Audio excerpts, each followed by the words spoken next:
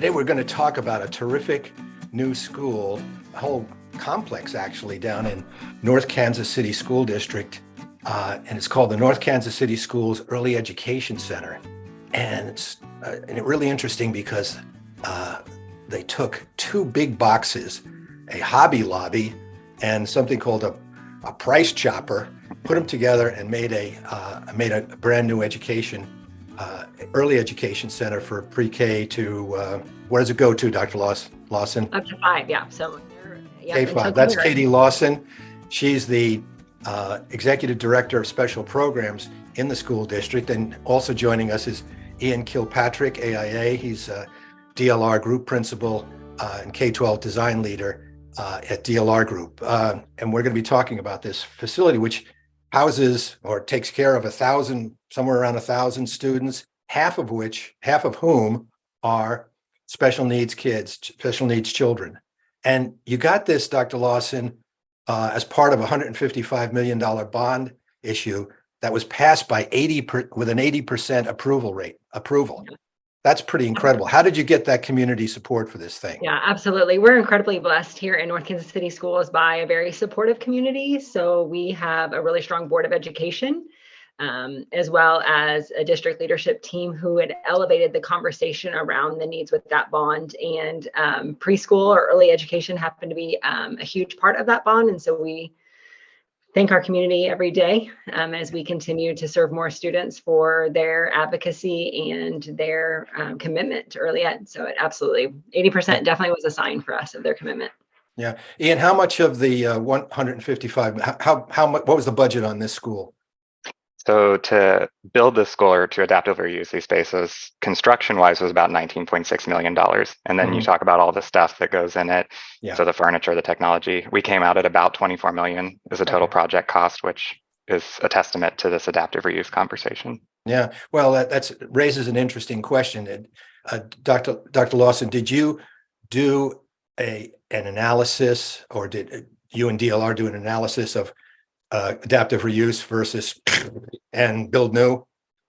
Well, so to be truthful, this particular space is in the heart of our district. We're a very large by square foot district, and this particular empty strip mall was in the heart of our district. And so while we knew that we needed a space, we also, most of our community drives by this space daily, and they saw this empty spot. So I have to be honest, I wasn't involved super prior, so I don't know if they compared. I do know that we've done a lot of studies on how much we saved by well, that's what I want to know. Yeah, absolutely. Ian maybe has a figure. Do you know what the cost differential was?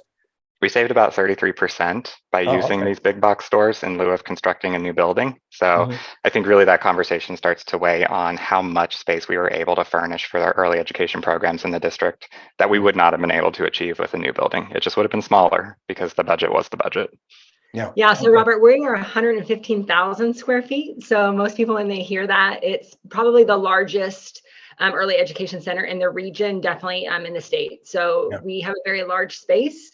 And it's not really just the size that we were able to tap into those savings, but I think it's the quality of some of the things that we were able to put inside of our building and with the design because of that. Well, let's talk about some of those things. What I know, you've got these two giant big boxes there, which is hard to work with to begin with, and you've got to break that down somehow. So what did the community want in terms of creating intimacy or more of an education facility instead of selling art supplies?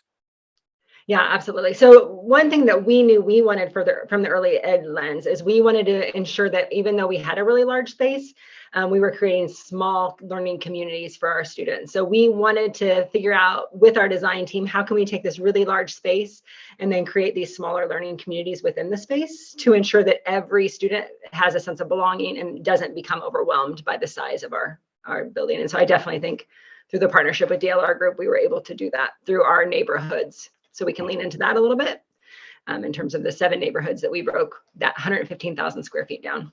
Yeah, Ian, want to talk about breaking down the scale of the project? Sure thing. I think when our design team was really challenged with this, because this is a unique project, you're taking something that was built for a retail function and turning it into an educational environment to support the teaching and learning. That was always the forefront of the conversation. We've all experienced taking our littles into a Walmart, into a Target, and a lot of parents have experienced losing their littles in those spaces. And so you kind of think about, okay, now we're going to turn this space that this experience happens consistently into a school.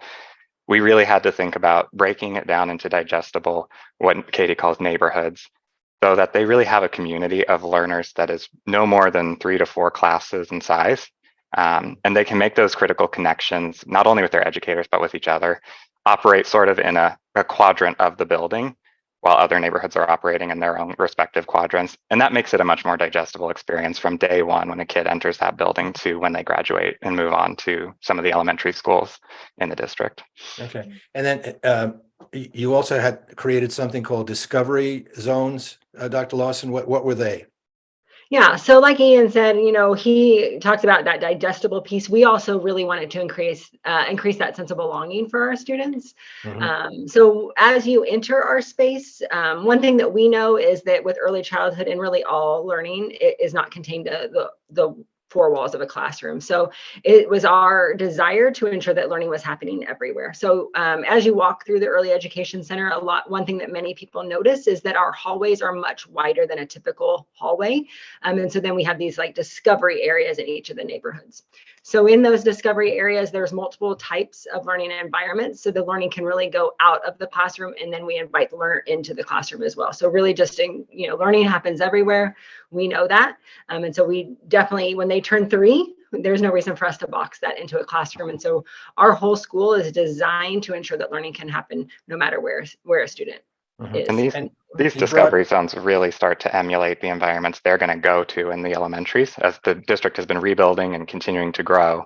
Collaborative learning, inquiry-based learning, that is kind of the forefront of the conversation. We want to set these kiddos up from day one when they enter the educational system, understanding how to use and leverage these environments. And so each of the discovery zones, for instance, has a distributed media center in it to make sure that we're not just containing all of the literacy-rich resources in one place of the building, but that they're throughout the building and always accessible to every learner and every educator throughout.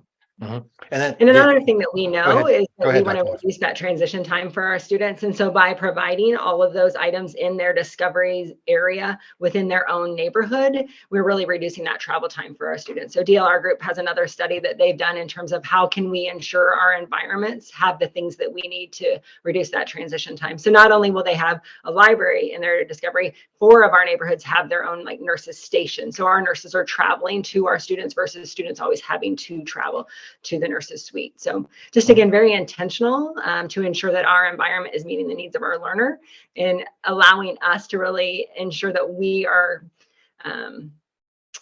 doing our best to use our time as wisely as possible while we're able to have the students. And a lot of visuals of animals and plants and biophilia and so forth, a very hot topic. How have you seen the children responding to that, Dr. Lawson and Ian? If you've been back to the school, are the children getting it? I can assure you that every child thinks their neighborhood is the best neighborhood. So whether they're in the tree neighborhood, in the green neighborhood with the trees, or if they're in the purple neighborhood with the butterflies, I can assure you our students will tell you that it matters. You got a bunch of competitive kids there. But we use a term called wayfinding. And so it allows our students to really become independent in our building. So again, we're 115,000 square feet serving our youngest learners. So when that 3-year-old gets out of the car, we can be hand over hand until they get inside our doors. And as soon as they enter our doors, we can release them because we know that kiddo belongs in the yellow neighborhood. Their little backpack has a tag. And so they're walking independently to that yellow neighborhood. So again, the biophilic theme, the color palette, all of it was very intentional to ensure that we are doing our best to reach the goals for our students. And independence is absolutely one of those goals. So I would say absolutely. And Ian, you said outdoor facilities too. There's 3 nodes of playgrounds and so forth. Very important, obviously, for children to have a place to play. How does it fit into the needs of the special needs kids in terms of outdoor play? Well, I mean, in early education, outdoor play is state mandated. So there's that requirement that we have to meet. When you have a big box store like this, there's not always a lot of convenient locations to put that. We couldn't put it behind the building. We couldn't put it to the side of the building. So we offered to put it kind of as that buffer to soften the hard edge of what was a big box store. And so as part of your entry experience, you're already seeing that gross motor development, that teaching and learning happening outside. As far as the special ed population in this building, we were really intentional to work with our playground designers and our landscape architects to say, okay, these have to be inclusive playgrounds. We have to afford those same opportunities to a student who may not be as mobile to one that is, and really create equitable opportunity in any of the 3 nodes of play outside. When we design for that need and that user group, it benefits all of the students in the facility. Okay, great. I would Go ahead, Dr. Lawson. No, I would definitely want, I just want to one thing that we are a box store, and what we want to do is ensure that families are feeling welcomed. And I can honestly say, if when you're walking into a building and you're walking past a playground, hearing children laughing, it is the very first welcome, and you can kind of almost see this like sense of relief, because as you pull into this, if you're just in the parking lot and your doors are shut, like you might feel a little overwhelmed, but as soon as you open those doors and we're hearing those children playing, we're hearing the laughter, you kind of just see families be like, okay, this is really about kids, it's going to be okay. So I do think it softens the fact that we are in a strip mall. So I definitely think it's very intentionally designed. I also think, going back to, we serve all students. Some of our students have special needs, some of them don't have special needs, but all students should have access to ensure that they can climb and go up on the equipment. And so again, we were very intentional with our design of that accessibility to ensure that our students are not on a road to nowhere. They don't just wheel up and then have to back up. They can wheel up onto our devices and they can get on the sled and they can swing with their peers. So again, very intentionally inclusive of a design, just as we hope our neighborhoods feel the same. Okay, this project, Ian, fits into a larger scope on the property. You're going to be doing something called an innovation hub there. What are some of the elements that are going to go into this, and how far along are you on any of those? Yeah, so we started with the Early Education Center. That's the reason we're all here together. And the district really saw an opportunity for this to be a hub in the district. To Katie's point earlier, it's the heart of the district in a very large district here in the metro. What has already happened next door to the Early Education Center is the Centralized Technology Center. And so that's where every device for every student and every teacher in the district is distributed from and collected. So their central IT departments sit there. They have training opportunities, professional development opportunities, and really even a Genius Bar for that service aspect of, the one-to-one devices that students are carrying around day in and day out. Next door to that, where Dr. Lawson sits now, actually, is the Professional Development Center. So really refocusing that support for educators in the district and affording them a space that not only emulates the environments that we are seeing in their new facilities across the district, but gives them that luxury of being able to work together, to develop together, and continue to collaborate. What we're actually in the midst of with Katie right now is an adult education center that is under construction as we speak, and a really exciting opportunity to layer in just another piece of how we're supporting maybe some of those more specialized demographics in the district and bringing some integrity and intention to the environments that they will go to. So this is going to be a big center, a lot of stuff going on. Okay, well, we're coming close to our time here. And I always like to ask, what did you learn from this? What could you have done better? And mostly, what did you learn from this project that you could pass along to, in Dr. Lawson's case, to other education professionals, and to Ian's case, to design and construction and engineering professionals? So who wants to go first? Raise your right hand. I'll volunteer, Katie. We got to do together. I'll go first. So go ahead, Katie. You know what my advice would be to anyone is that truly ensuring that every person on the project is part of the team. And so I would definitely say that Ian very much valued the input that I, as well as the other educators, were able to bring to the table. And then we very much valued the design elements that Ian and his team were able to share with us. So throughout the whole process, the student was first, and then the educator, and then us keeping that as our central focus, allowing us to continually wrap back around to that student. How will this impact the student? How will this impact the educator? And then just truly that partnership What you didn't tell, Rob, is that this 100% of the design, once we were in the middle of COVID, so we started the project March of 2020, and we all know what happened there. So most of our design work, once the initial phases were finished, so the true like walls and stuff, we were able to do that all through Zoom. So it was a very unique time in our world, and just we embraced it, and it was a true partnership, and that's why we continue to find success together today.